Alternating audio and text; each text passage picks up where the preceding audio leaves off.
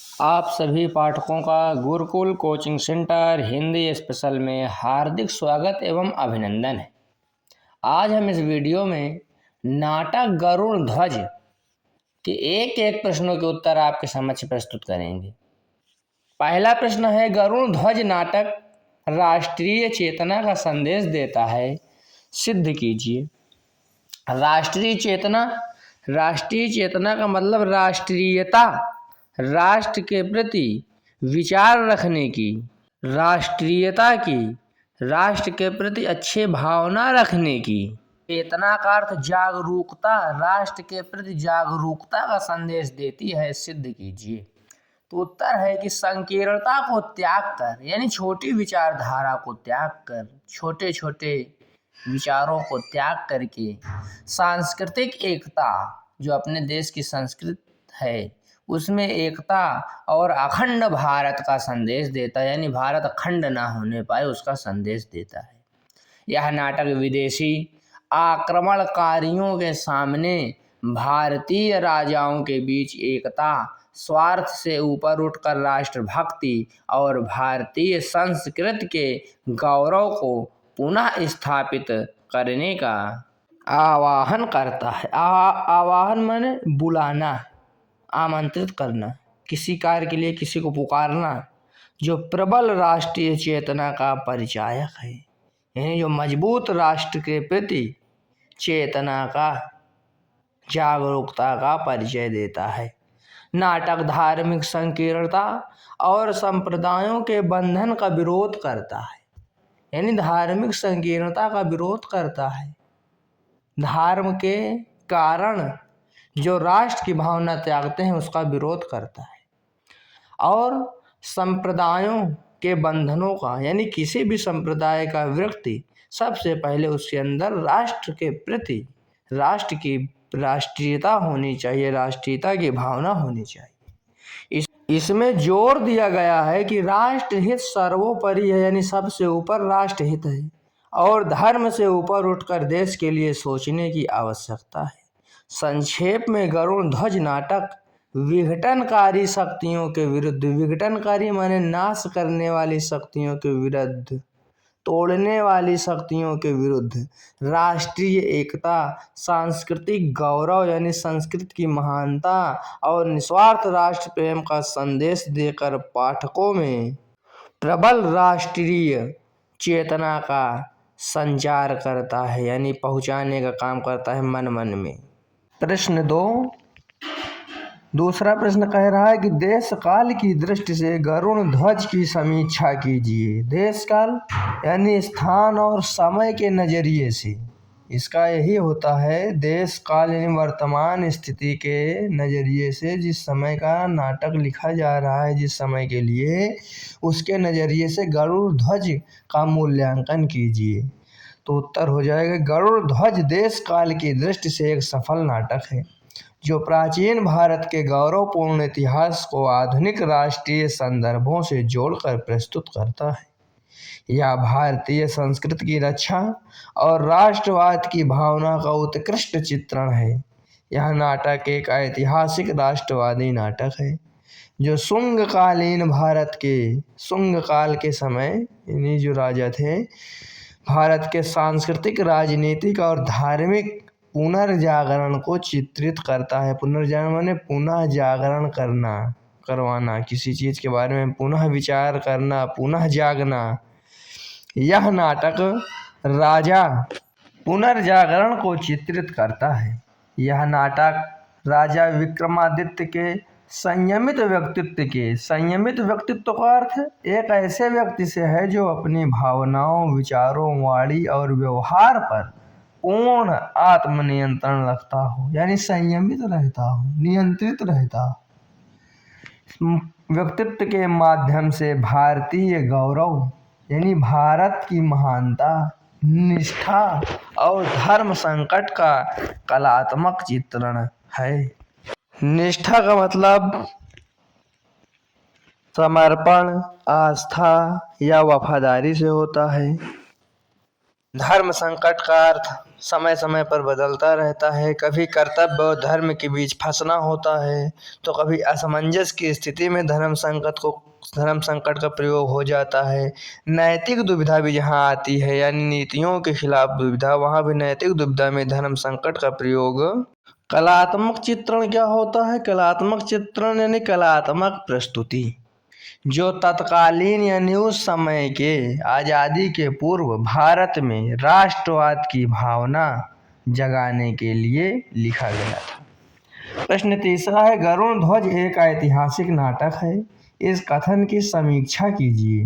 तो किसी भी प्रश्न को जब हम बढ़िया से समझ लेंगे और शब्दों के अर्थों को जान लेंगे तो हमको बार बार पढ़ने की आवश्यकता नहीं पड़ेगी, हमारे समझ में आ जाएगा।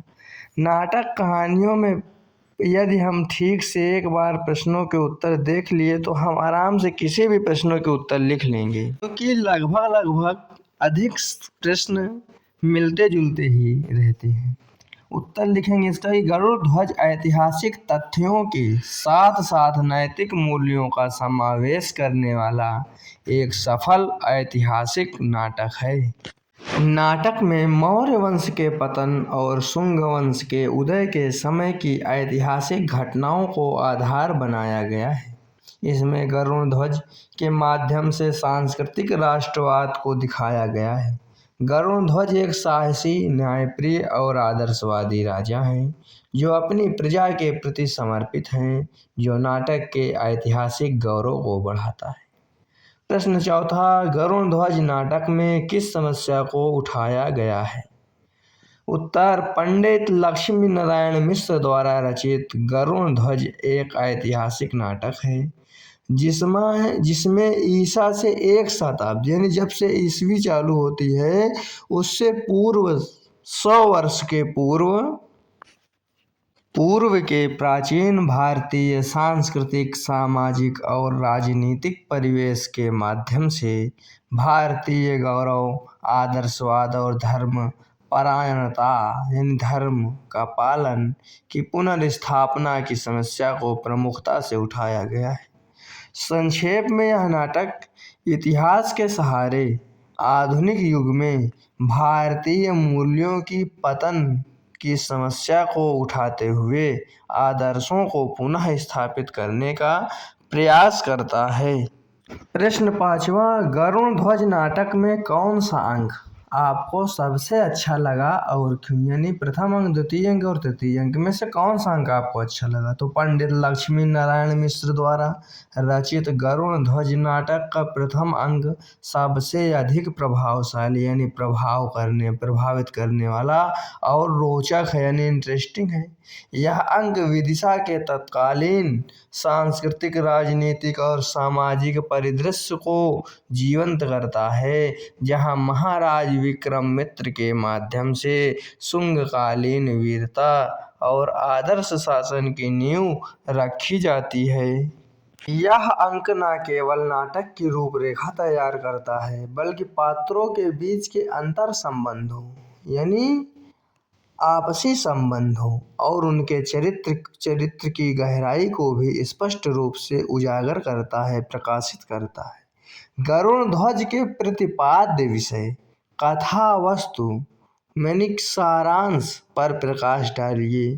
तो इसका प्रतिपाद्य विषय भारतीय संस्कृति की उदारता, भागवत धर्म, वैष्णव धर्म का प्रसार और विदेशी यवन यानी जो विदेशी थे उस समय के, यवन किसे कहा जाता है? जो पश्चिमी देश से आते थे, यूनानी थे। आक्रांताओं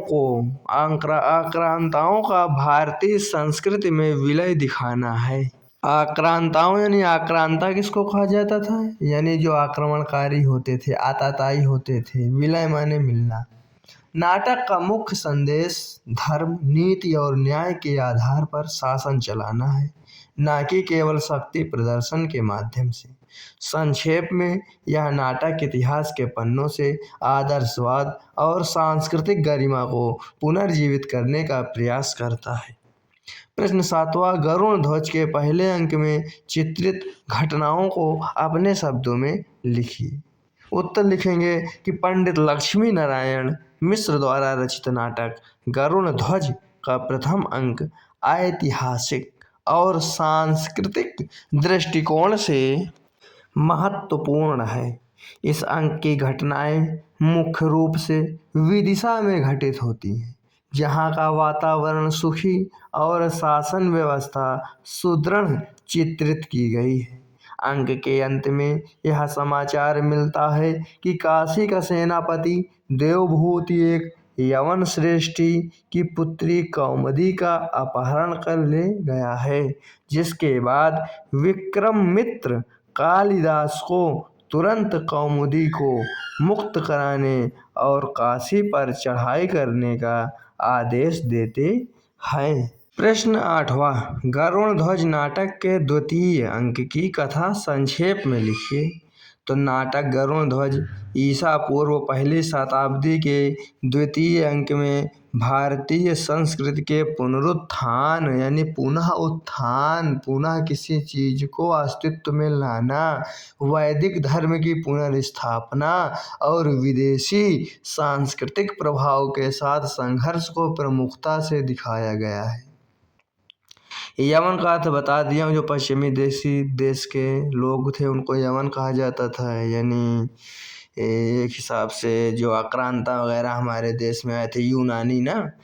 इस अंक में राजा विक्रमादित्य के दरबार में भारतीय परंपराओं और यवन संस्कृति के बीच वैचारिक द्वंद्व को दर्शाया गया है। गरुण ध्वज विष्णु का प्रतीक को भारतीय गौरव और धर्म के प्रतीक के रूप में पुनर्स्थापित करने की प्रक्रिया चलती है, यानी प्रयास चलता है, जो विदेशी प्रभाव को चुनौती देता है। संक्षेप में यह अंक भारत में शुंगकालीन या विक्रमादित्यकालीन राष्ट्रवाद और विदेशी संस्कृति के अंतर विरोधों को उजागर करता है। प्रश्न 9वां कि गरुण ध्वज नाटक के तृतीय अंक की कथा संक्षेप में लिखिए। उत्तर इस प्रकार लिखेंगे, पंडित लक्ष्मी नारायण मिश्र द्वारा रचित गरुण ध्वज नाटक के तृतीय अंक में मुख्य रूप से कुमार विषमशील की शकों पर विजय, मालवा की स्वतंत्रता और उनके राज्याभिषेक विक्रमादित्य के रूप में का वर्णन है। यह अंक अंतिम अंक है जिसमें संघर्ष का समाधान और सांस्कृतिक पुनर्जागरण को दिखाया गया है। यह अंक वीरता, विद्या और कला के समन्वय के साथ एक समर्थ राष्ट्र की स्थापना के साथ समाप्त होता है। प्रश्न 10वां, नाटक के तत्वों के आधार पर गरुण ध्वज नाटक की समीक्षा कीजिए। उत्तर इस प्रकार लिखेंगे, एक प्रमुख ऐतिहासिक नैतिक नाटक है। यह एक प्रमुख ऐतिहासिक नैतिक नाटक है, नीतिगत नाटक है, जो शुंगकालीन भारत के संघर्ष, राष्ट्रवाद और आदर्श चरित्र चित्रण पर आधारित है। नाटक के तत्व, कथावस्तु, पात्र, संवाद, देशकाल और उद्देश्य की दृष्टि से यह एक सुगठित और रंगमंचीय नाटक है, जिसमें विक्रमादित्य के चरित्र के माध्यम से वीरता व धर्म परायणता को दर्शाया गया है। गरुण ध्वज का मुख्य उद्देश्य तत्कालीन समस्या में राष्ट्रवाद की भावना जगाना, नैतिक मूल्यों की स्थापना और राजा के आदर्श चरित्र को प्रस्तुत करना है। नाटक के तत्वों के आधार पर गरुण ध्वज एक सफल ऐतिहासिक नाटक है, जो न केवल मनोरंजन करता है बल्कि नैतिक और राष्ट्रीय चेतना भी जगाता है। इस प्रकार से 10 के 10 प्रश्नों के उत्तर आपके समक्ष प्रस्तुत हो गए। किसी भी तरह की समस्या आती हो, किसी शब्द का अर्थ न समझ में आता हो, तो आप कमेंट के माध्यम से हमसे जान सकते हैं। आप सभी का फिर एक बार स्वागत है, अभिनंदन है। कृपया चैनल से जुड़ जाइए। धन्यवाद।